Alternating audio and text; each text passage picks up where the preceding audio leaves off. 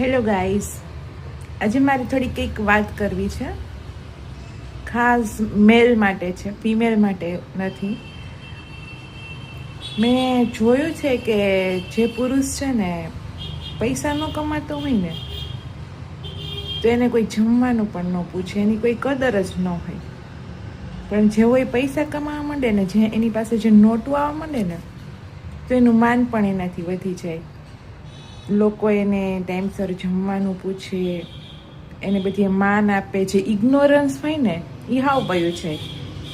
જેવા એની પાસે પૈસા કે રૂપિયા આવે ને, એટલે મેં બહુ જોયું આવું બધું, બહુ જોઉં છું હું, કે લોકો એને માન જ ન આપે. બિચારા ગમે મહેનત કરતા હોય ને તોય. એટલે મારે ખાલી એટલું જ કહેવું છે કે તમે છે ને એવા લોકોને સપોર્ટ કરો, કારણ કે તમે છે ને એની કદર નથી કરતા.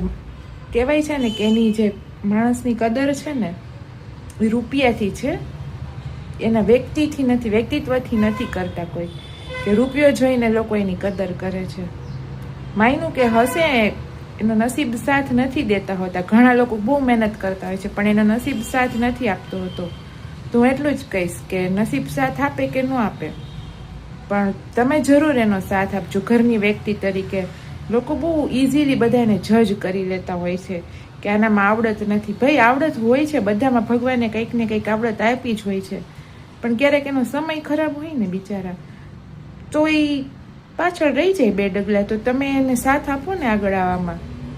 તમે એનું ઇન્સલ્ટ કરો કે એને માન ન આપો તો એ કઈ રીતના ચાલે? એ વ્યક્તિ કઈ રીતના આગળ આવે? ને આ વસ્તુ છે ને એ માણસ ક્યારેય બોલી પણ ન શકે, અંદર ને અંદર ઘૂંટાતા રહે લોકો.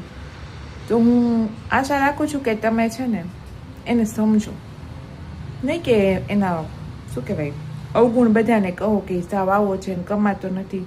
કોને ગમે કોઈની માથે પડી રહેવું? કોઈને ન ગમે. તો હું આશા રાખું છું કે તમે એવા લોકોને સમજશો, નહીં કે એને ઇગ્નોર કરશો. બરોબર ને?